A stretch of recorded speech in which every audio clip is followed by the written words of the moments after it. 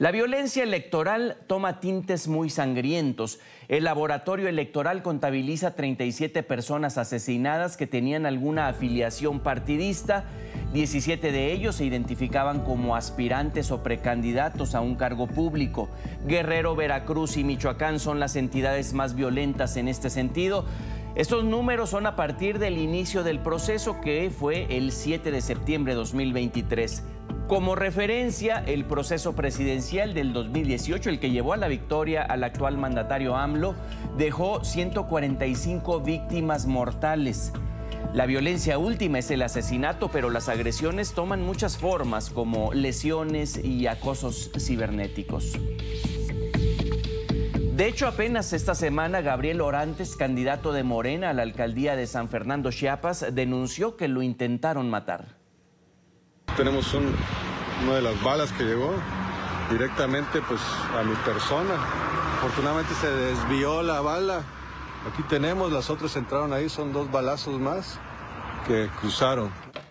Vamos a conversar sobre este tema. Es un gusto saludarla en Madrid, Daniela Arias, coordinadora de la organización Laboratorio Electoral. Daniela, muy buenas tardes, noches para usted. Bienvenida. No, muchas gracias a ustedes por la invitación. Bueno, ¿quién asesina a candidatos, aspirantes o funcionarios, otros grupos políticos o el crimen organizado? ¿Qué es lo que detectan en una generalidad? Bueno, la mayoría de los casos pues, que nosotros tenemos registrados se dieron en contextos como de atentados directamente, o sea, pueden ser grupos criminales o pueden ser ajustes de cuentas que no terminan de esclarecerse en temas políticos, pues porque las investigaciones a veces son obstaculizadas, ¿no? Cuando son en temas políticos, ¿no? O sea, no se permite, digamos, esa investigación completa y entonces para que no se terminen de esclarecer las causas. Entonces, pues es posible pensar que hay temas de ajustes políticos, pero también que vienen de crimen organizado porque pues hay un modus operandi muy específico y normalmente muchos de esos asesinatos se dan en medio de ataques como a quemarropa o con personas que ya conocían la ruta perfectamente de los candidatos o de los aspirantes. Entonces, pues tenemos, digamos, esas 2 hipótesis.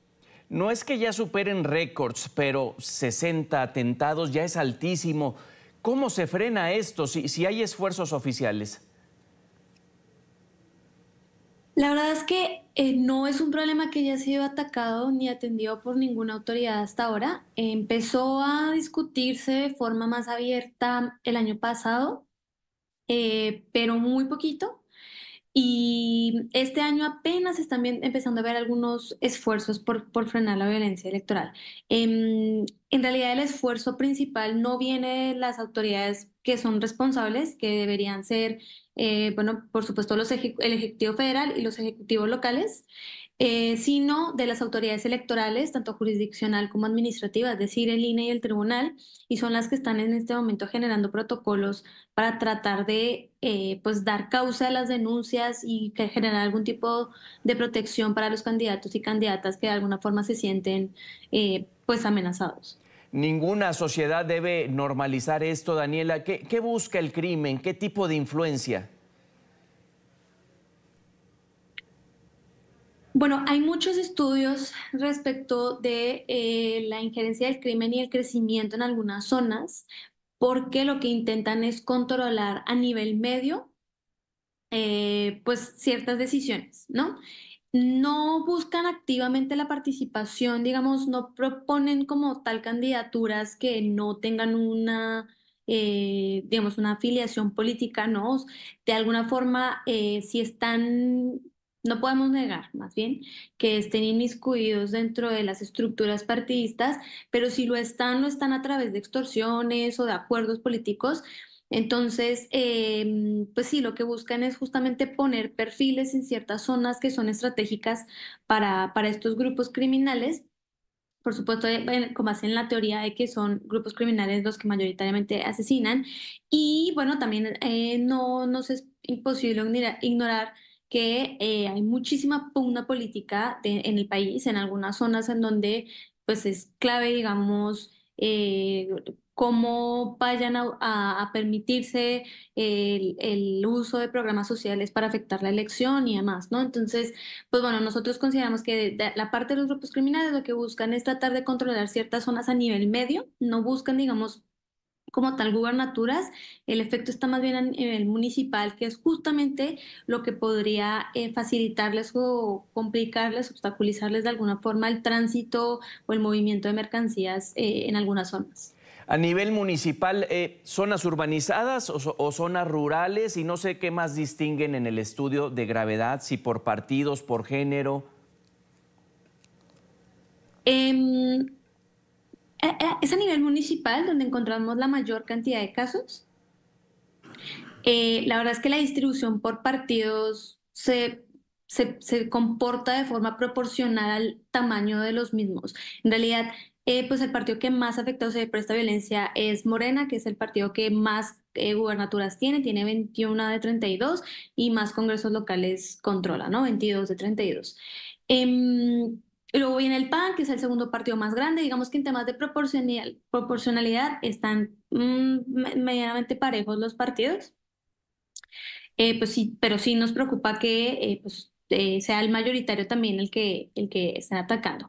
Y luego, respecto de la identidad de género de las personas, quienes son más asesinados son hombres, pero no hay una diferenciación por género, una tendencia que nos salte en cuanto a otro tipo de ataques, ¿no? Amenazas, obstaculización, atentados, desapariciones o secuestros, se comporta de manera similar para hombres y para mujeres. Ahóndenos en eso, porque sí decíamos, el fin último, la violencia última es el asesinato, pero hay otro tipo, incluso acosos, hostigamientos virtuales, etcétera. Sí, hubo un aspirante a presidencia que recibió bastantes amenazas por redes sociales. Cuando ella pues anunció, ¿no? Su intención, recibió varias amenazas por redes sociales. Algunas candidatas a algunos cargos municipales también están recibiendo varias amenazas. Incluso pues están no solo, digamos, recibiendo amenazas verbales o no sé, como digitales, sino también pues están mandándoles animales a sus casas pues muertos o están balaceando, digamos, las fachadas de los lugares donde trabajan o donde viven. Entonces, bueno, eso también es una problemática. Se buscan entonces efectos en la gobernabilidad y en la población en general. ¿Qué efecto suele tener estos eventos violentos? ¿La gente se inhibe de participar en campañas o para votar ese día 2 de junio? Platícanos. Pues la participación en México está en un 50-60% en elecciones federales. Así fue más o menos para la elección de 2018, que fue la más alta en mucho tiempo, fue creo que 63% o un porcentaje por ese nivel.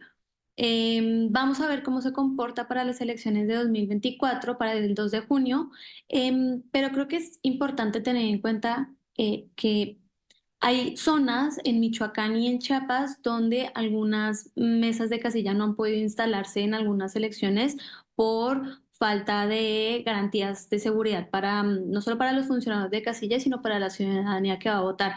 También, pues en Tamaulipas se anuló, bueno, no se anuló una elección, a pesar más bien de que se demostró la injerencia del crimen organizado.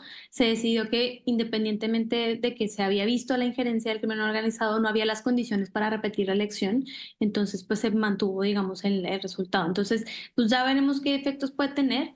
Hasta ahorita hay algunas zonas, en Chiapas específicamente, identificadas, Guerrero y Jalisco, en donde pues muy seguramente vaya a haber problemas para instalar casillas y la autoridad electoral local se vea en fuertes apuros para hacer su trabajo.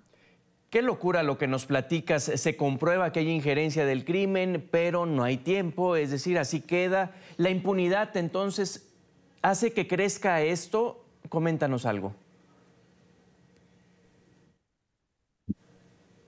Pues mira, la impunidad nos Es muy difícil, ¿no? Digamos, de cierta forma entendemos que el problema es mucho más grave y más complejo que simplemente meter a la cárcel a algunas personas, pero tampoco se están tomando medidas para prevenir, digamos, la injerencia del crimen, ¿no? No hay desde el gobierno ni dentro de los partidos, que pues deberían ser los primeros en establecer ciertos protocolos que eviten o prevengan que personas del crimen organizado pues pongan algunas candidaturas o influyan en los procesos, ¿no? Entonces, pues sí, la impunidad pues es un problema grande, pero, pero pensarlo solo en términos de atender y no de prevenir también es un problema porque es lo que ha llevado a México a estar en el momento en el que está.